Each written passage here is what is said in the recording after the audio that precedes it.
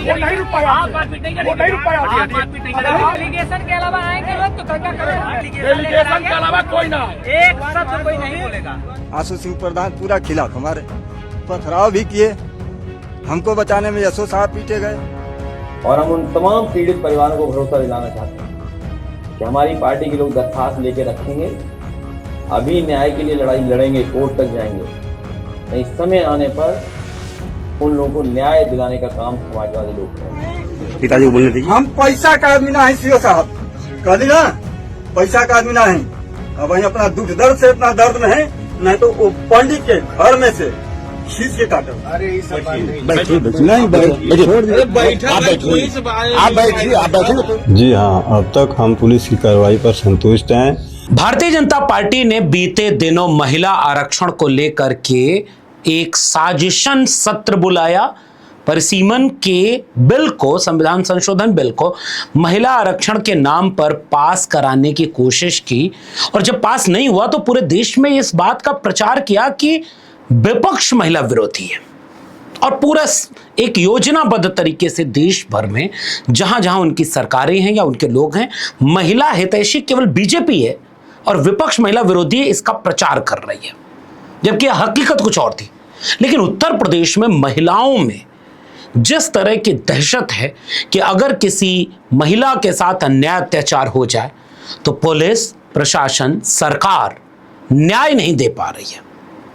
बात उत्तर प्रदेश में आज गाजीपुर की करेंगे, जहां एक विश्वकर्मा समाज यानी पीडीए परिवार की एक बेटी के परिजन अभी भी न्याय की बाट जोह रहे हैं।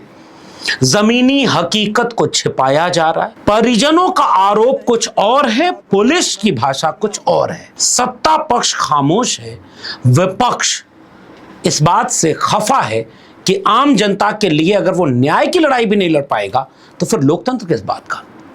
इसका विस्तार से विश्लेषण करना जरूरी है। लेकिन याद रखिए, हरदोई में ऐसी ही एक घटना शिल्पी कुशवाहा नाम की एक बेटी के साथ हुई और वहां भी उसकी हत्या हो गई। लीपा पोती, पुलिस का बयान कुछ और न्याय मांगने जाने वाले लोगों को रोका जाएगा, परिजनों से मिलने नहीं दिया जाएगा। ये नए तरह के एक रवायत पनप गई है और इस रवायत में परिजनों का दुख बांटने या उनके न्याय की लड़ाई में शामिल होने से विपक्ष को रोका जा रहा है, सामाजिक संगठनों को रोका जा रहा है। और आज भी कुशवाहा परिवार को न्याय नहीं मिल पाया, प्रोसेस में है चीजें।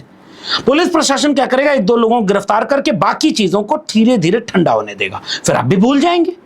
परिजनों पर क्या बीतेगी पता नहीं। लेकिन गाजीपुर का मामला और भयानक है। विश्वकर्मा समाज यानी पीडीए परिवार की एक बेटी, जिसके परिजनों का आरोप कुछ और है और उसकी भी ऐसे ही निर्मम हत्या।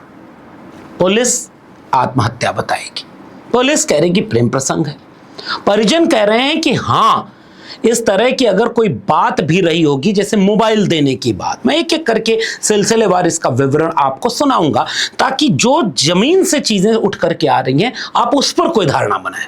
पुलिस के बयान भी दिखाएंगे। लेकिन आपने कल्पना किया कि उत्तर प्रदेश में कैसा राज है। अगर समाजवादी पार्टी का डेलीगेशन मिलने जा रहा था, पथराव होता है, वीडियो फुटेज कुछ और कहानी कहते हैं, पुलिस कुछ और कहानी कहती, और मुकदमा होता है जाति देख करके। और ये वो लोग कर रहे हैं जो धर्म के नाम पर राज करते हैं। एक एक करके इसका विश्लेषण करेंगे। मामला केवल ये है कि एक विश्वकर्मा समाज की बेटी, उसके परिजनों का आरोप है कि एक दिन वो रात को जब घर लौटे तो वो घर पर नहीं मिली। अचानक उन्होंने रात में ही उसकी खोजबीन शुरू की तो खोजबीन के बीच संदेह गहराता गया। उस व्यक्ति के घर पे भी गए जो एक वर्चस्वशाली तबके से आता है, और जब वो कहते कि भाई हमें हमारी बेटी कहाँ है पता नहीं चल पाया, फिर फोन भी आता है जिसमें उसके पिता कह रहे हैं कि वो पापा बोल पाती है, उसके आगे कुछ बोल नहीं पाई, और फिर बाद में उसकी लाश मिलती है। मैं चाहता हूं कि इस घटना को सबसे पहले उन परिजनों की जुबानी सुनिए जिन्होंने अपनी बेटी को खो दिया। अब बेटी लौटकर तो नहीं आएगी, कहानियां लौटकर आती रहेंगी, कार्रवाइयां जाति देख करके होती रहेंगी, लेकिन परिजनों को सुनिए जिनकी बात को कैसे कोई मना करेगा या झूठा कहेगा। घटना सर, हम रात को 10 बजे घर से निकल गए थे गेहूं काटने के लिए। रात को जब पौने 1 बजे घर पर आए तो हमारी लड़की नहीं थी। घर में ताला लगा हुआ था, घर में लड़की नहीं थी। और जब घर का ताला खोले तो हम लोग बौखला गए सर। निकले, जिस लड़के से बात करती थी हमारी लड़की, उस लड़के के दरवाजे पर भी नहीं पहुंच पाए। बीच में ही रोक करके अभिषेक पांडे ने हम लोगों को चकमा दिया। फिर उस लड़के को फोन करके बुलवाया और हम जिस लड़के के नंबर पर फोन करते थे वो फोन लड़का घर में रख करके दूसरा फोन लेकर के दिखाने आया, कहा मेरा नंबर कहाँ है। फिर इतने में चूतिया बनाते बनाते फिर कह रहा है कि लड़की को तो मैं आपके घर पे छोड़ कर आ गया। अरे जब उठा कर ले गया था, वही ले गया था उठा करके। इसके बाद जब घर पे आए तो घर पे भी लड़की नहीं है। फिर दोबारा वो आ गया चूतिया बनाने, कह रहा है कहाँ अभिषेक तो यही है, कहाँ आप कह रहे हैं, लेकर के भग गया है। जी, इतने चकमा देते देते हम लोग फिर इधर उधर। जब 2:10 पर हमारा लड़का फोन लगाया, लड़की के फोन रोने की आवाज आई, बकरी की बच्चे की आवाज आई, तो हम अपना इधर उधर घूमने लगे कि भैया यहीं कहीं छिपा रखा है। वो क्या नाम है कि इस चक्कर में हम पड़ गए। इतने में 3:10 पे हम फोन लगाए अपने लड़की के फोन के ऊपर। 3:10 पर तो लड़की केवल सिर्फ मधुर आवाज में पापा बोली, जो कि आवाज आज तक कान में आ रही सर। ना बोला जा रहा है ना रोया जा रहा है। हम कटिया करने गए थे साहब रात में। जब 12 बजे 12:30 बजे घर पे आईनी तो हमारे बच्ची ना रहनी, बाहर से ताला भी लगा के गई रहनी। बाकी बांस लगा रहे, हम देखनी कोना में बांस खड़ा रहे। अगर पापा लाइटिंग करे गए रहे, उनका पेट खराब रहे। हम घर में नीचे ऊपर सब बचिया के देखनी, बाकी कहीं ना दिखनी। फिर हम हरिओम पंडित के घरे गईनी, बाकी उनकर घर हमके ना बतौना। पहले जी पाड़े के लइका ना बतौना हमके, यहर और गली में भरमावे लगना, कहना कि अच्छा ऐसा बात है चाची तो ओके हम साला के मारब, बाकी ओके ना मरना, हमरे बच्चिया के मार देना जा। हमरे लइका आदमी के भरमौना जा कि तार लड़की तारे घरे चल जाई। उन लोगों ने कहा था इस बात को कि आपकी लड़की आपके घर पे चली जाएगी। हाँ, बाकी हमारे बच्चिया के घरे ना भेजना जा, स्मशान घाट पर भेजना जा।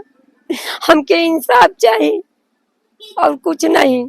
आपने पिता और माँ के बयान सुने, इन बयानों से बहुत कुछ साफ हुआ होगा और कई बयान इसलिए मैंने अलग अलग जगह के आपको सुनवाए। कहानियां साफ हैं। वो नाम ले रहे हैं, कुछ लोगों का नाम ले रहे हैं कि उनकी बेटी के साथ गलत हुआ। आक्रोश में पिता तो बदला लेने तक की बात भी कहते सुनाई दे रहे हैं और ये सोशल मीडिया पर तमाम चीजें पब्लिक डोमेन में है। मैं अगर सरकार न्याय नहीं देखी, अब अंतिम बात बता रहा हूँ, मैं भी विश्वकर्मा हूँ, मर जाऊंगा। 6 अभी 7 में से 1 खोया है सर, 6 खो दूंगा, लेकिन पांडे को जीवित नहीं छोड़ूंगा। ये मेरा चैलेंज है। मैं पांडे की बात करते हैं, हरिओम पांडे को। अच्छा जी, तो कैसे आप जानते हैं कि नहीं वही आदमी है जो इस तरह का सब? उसने फोन किया है, वही फोन दिया है, वही मेरे को बहलाया, वही कह रहा है कि तुम्हारी बेटी को मैं घर छोड़ दिया हूँ। अब इससे ज्यादा गवाह और प्रूफ क्या मिलेगा आपको? ये वही परिजन है जिनसे मिलने के लिए, रोकने के लिए पुलिस खड़ी हो गई लखनऊ के इशारे पर। लेकिन इन परिजनों की बातों को सुन करके आपको कहानी कुछ समझ में आई कि कैसे क्या क्या हुआ। और इस कहानी के बीच क्या आपको नहीं लगता कि एक गरीब परिवार, एक पीड़ित परिवार की बेटी, अगर वो पीड़ित परिवार की ना होती तो इतना आसानी से आप कहानियां बदल दे रहे हैं और पूरे परिवार को प्रताड़ित कर रहे हैं। आपने घर देखा, परिजनों का घर देखा। इस परिवार की बेटी अब नहीं है इस दुनिया में। क्या उनके परिजनों को न्याय नहीं मिलना चाहिए? इसकी बात की पुख्ता जांच होनी चाहिए। आपने ये भी सुना कि वो कह रहे हैं कि हम जो लिखवाना चाह रहे थे पुलिस में शिकायत, वो शिकायत का लेटर ही नहीं मिला। हमने तो बेटी खोई थी, हमें तो पता भी नहीं कैसे क्या है क्या नहीं। बाद में कहानियां बदल दी गई। अब इसके बाद कहानी और शुरू होती है जब धीरे धीरे ये मामला गर्माता है। पहले एक पत्रकार ओबीसी टाइम्स करके है और उस पत्रकार की जमीनी खबर पर उसके ऊपर मुकदमा, फिर उसे को शेयर करने वालों पर मुकदमा, और मुकदमे की ये फहरिस्त शुरू हुई क्योंकि मांग के लिए जमीनी तौर पर उस इलाके में धीरे धीरे आवाज उठने लगी कि न्याय मिले। याद रखिएगा, न्याय। और न्याय की बात जब मिलती हुई नहीं दिखाई दे रही थी तो समाजवादी पार्टी ने एक डेलीगेशन बनाया और डेलीगेशन जब गांव पहुंचता है तो उसके पहले जिला अध्यक्ष की एक चिट्ठी आपको दिखाता हूं। उन्होंने एक दिन पहले ही कहा कि वहां माहौल ठीक नहीं है, लेकिन हम परिजन से मिलना चाहते हैं, उनको सांत्वना देना चाहते हैं और उनके न्याय की लड़ाई में हम उनके साथ खड़े होना चाहते हैं। आप ध्यान रखिएगा। फिर पुलिस को वहां पर मौके पर पुलिस पहुंची, लेकिन उसके बीच में आपको कुछ वीडियोज आज दिखाऊंगा, जिन वीडियोज से कुछ कहानी आपको समझ में आएगी कि कुछ लोग उसी गांव के सामंती, वर्चस्वशाली, ताकतवर, कथित तौर पर ताकतवर लोग क्या क्या धमकी दे रहे थे और कैसे पूरी एक सुनियोजित योजना के तहत यह हुआ जो आप अपनी स्क्रीन पर देखिए। पुलिस घायल हुई, गलती से लग गया होगा क्योंकि पुलिस क्या कर रही थी, मतलब आप कल्पना करिए कि अब आप एक वीडियो देखिए जिसमें पुलिस के सामने एक आदमी धमका रहा है और फिर मारपीट कर रहा है। वो क्यों नहीं अपने घर बैठे हैं? हम रोकेंगे ना, वो क्यों नहीं कर रहे हैं? वो रुका है, वो नहीं रुक पाया, वो नहीं रुक पाया, वो नहीं रुक पाया। आप रोकने में अब कल्पना करिए कि अगर उत्तर प्रदेश की पुलिस क्या इतनी बेबस और लाचार है कि एक व्यक्ति या कुछ व्यक्तियों को कंट्रोल नहीं कर पा रही। हाँ, वो ताकतवर हैं, वो अपने गांव में है, वो ईंट पत्थर चलने लगता है। डेलीगेशन के अलावा आएंगे लोग तो दंगा करेंगे। डेलीगेशन के अलावा कोई ना आए, एक शब्द कोई नहीं बोलेगा तो यहाँ होगा जरूर। और उसके बाद रामाश्रय विश्वकर्मा समेत कई लोगों पर चोट भी लगती है और उसके बाद मुकदमा, और मुकदमे की ये सूची देखिए। इस मुकदमे में नाम के आगे क्या देखा है उत्तर प्रदेश पुलिस ने। मैं पुलिस का बयान भी आपको सुनवाऊंगा क्योंकि पुलिस का बयान क्या है, वो मतलब पुलिस जज बन गई, पुलिस लॉ एंड ऑर्डर सुरक्षा देना था, लॉ एंड ऑर्डर की बात करनी थी, वो तो फेल दिखा। पुलिस कहानी बता रही है कि हुआ क्या था। वहां के पुलिस के अधिकारी का बयान सुनिए। तो अभी हम लोग गहनता से सभी जांच कर रहे हैं। फुटेज हमारे पास बहुत सारे उपलब्ध हैं, फुटेज से भी हम लोग चिन्हित कर रहे हैं क्योंकि ये जानबूझ के इस तरह का शरारत भरा कृत्य किया गया था।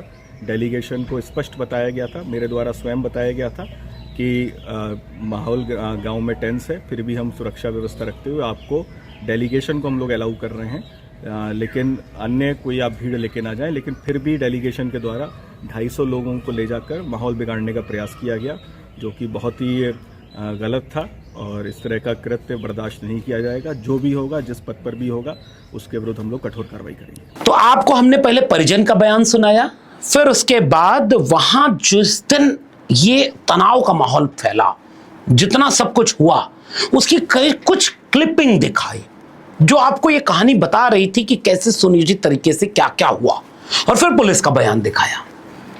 हम ये कहते हैं कि अभी ये सारी प्रक्रिया न्याय की दहलीज तक जाए, न्यायपालिका तक जाए, न्याय मिले परिजनों को। ऐसे साहब गलती हो गई, आप हम क्या अपन भाई बनेला है ना, हम तुम्हार भाई है ना, हमार लड़की मर गई, तोहरो लड़की मर गई, ठीक ना, मर गई ना, मरी ना, तो ओकर फैसला होई ना, हमके पैसा देता ला का करे कि मतलब आपन भाई रुका एक रुका, हम झूठ ना बोले, सत्य बोला, आज सत्य बोलते अब एक मिनट रुका, आप हमके हम दर्दी से मार जाए पिताजी बोल रहे थे हम पैसा का आदमी ना है, सीओ साहब कहली ना, पैसा का आदमी ना है।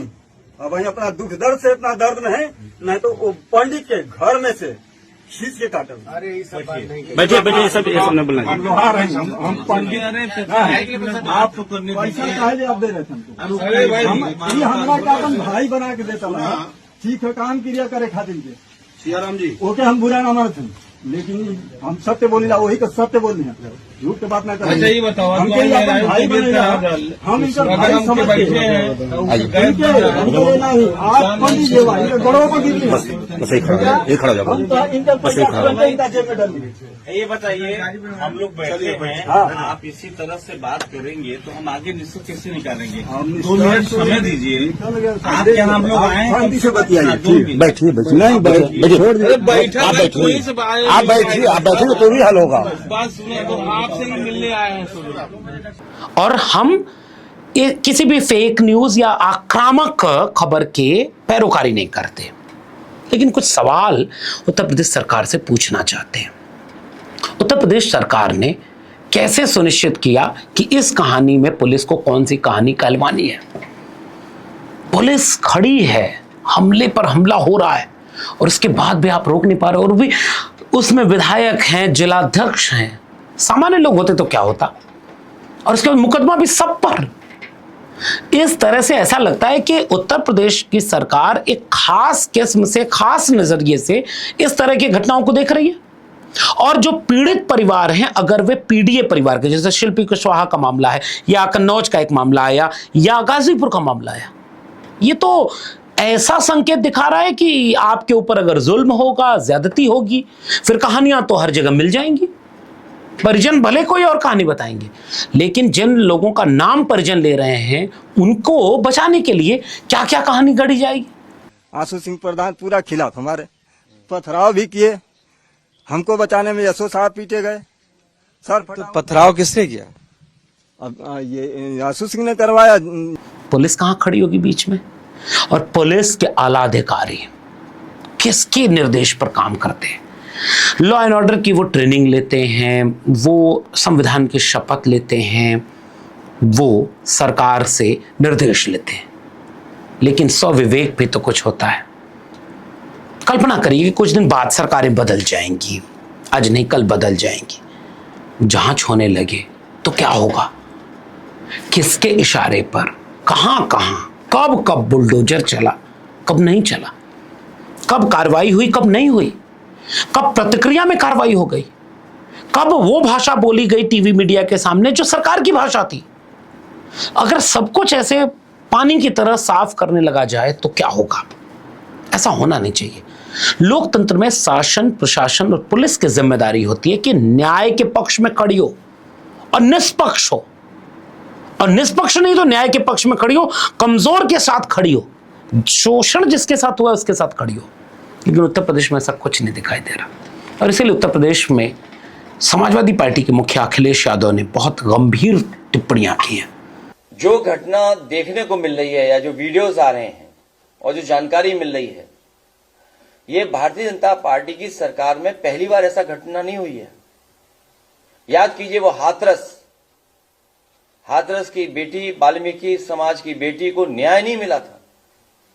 यही बीजेपी की सरकार, यही बीजेपी की पुलिस जो उनके परिवार का अंतिम इच्छा थी, जो उनकी अंतिम इच्छा होती है। कोई ऐसा व्यक्ति नहीं है जो सनातनी हो कि किसी की अंतिम इच्छा को पूरा ना करे। और मुझे याद है मैं उस समय बाहर था, रात के लगभग 2:30 बजे मैंने फोन किया था जिलाधिकारी को कि कम से कम इसकी अंतिम इच्छा पूरी कर दो परिवार की। लेकिन प्रशासन और सरकार के इशारे पर वो अंतिम इच्छा पूरी नहीं की गई थी। याद होगा आपको, हाथरस की बेटी को न्याय दिलाने के लिए कोई राजनीतिक दल नहीं बचा जो सामने ना आया हो। हर राजनीतिक दल, हर समाज के लोग आगे खड़े हो गए थे बेटी को न्याय दिलाने के लिए, लेकिन इस सरकार ने कोई परवाह किसी की नहीं की। यह सरकार इनह्यूमन लोगों के हाथ में है, अनडेमोक्रेटिक लोगों के हाथ में है, सिविलाइज्ड लोग नहीं है इनके साथ। इन्हें कोई लेना देना नहीं है किसी की भावना से। और उस घटना के बाद जिस तरीके का व्यवहार हुआ है, पुलिस और प्रशासन ने मिलकर के टारगेटेड समाजवादी पार्टी को कैसे बदनाम किया जाए। और इन टिप्पणियों के साथ अखिलेश यादव ने इस बात का भी ऐलान किया कि वो मिलने जाएंगे। आपने बीते दिनों की राजनीति में देखा होगा कि जितना पीडीए परिवार के ऊपर अन्याय, अत्याचार, शोषण और व्यभिचार बढ़ा है, उतना ही विपक्षी दल की तरफ से समाजवादी पार्टी ने अपने डेलीगेशन बना के हर कमजोर, हर पीड़ित के साथ खड़े होने की कोशिश की है, और यही जमीनी राजनीति है। लेकिन जो गाजीपुर में हुआ या जो हरदोई में हुआ, ये तो एक किस्म से नया है और एक नया प्रचलन बढ़ते जा रहा है। कई जगह और भी प्रतिनिधिमंडल रोके गए, पुलिस आकर के घर पे बैठ जाती है, नहीं जाने देती। अखिलेश यादव अभी गाजीपुर 29 अप्रैल को पहुंच पाएंगे कि नहीं, कुछ पता नहीं। पुलिस रोक देगी, घर के अंदर से निकलने नहीं देगी। लेकिन प्रतिनिधिमंडल पर हमला हो जाए और उसके बाद उन्हीं पर मुकदमा भी हो जाए, ट्रेंड क्या बताता है? उत्तर प्रदेश जरा जाते जाते कुछ आंकड़े देखते जाइए। महिलाओं के ऊपर अत्याचार, उनमें भी पीडीए के ऊपर अत्याचार, क्या कहानी कहता है? आपको क्या लगता है, न्याय मिलेगा पीड़ित को? अपनी टिप्पणी नीचे प्रतिक्रिया में दीजिएगा। वीडियो पसंद आए और लगे कि जरूरी है लोगों को समझ साफ करने के लिए तो इसे शेयर करिएगा। फिलहाल इस वीडियो में इतना ही। चैनल को सब्सक्राइब कर लीजिए ताकि ऐसी ही कुछ और जरूरी वीडियोस आप तक पहुंचती रहें। बेल आइकॉन जरूर दबाइए ताकि अगली वीडियो की सूचना मिले। फिर मिलेंगे, तब तक के लिए बहुत बहुत धन्यवाद।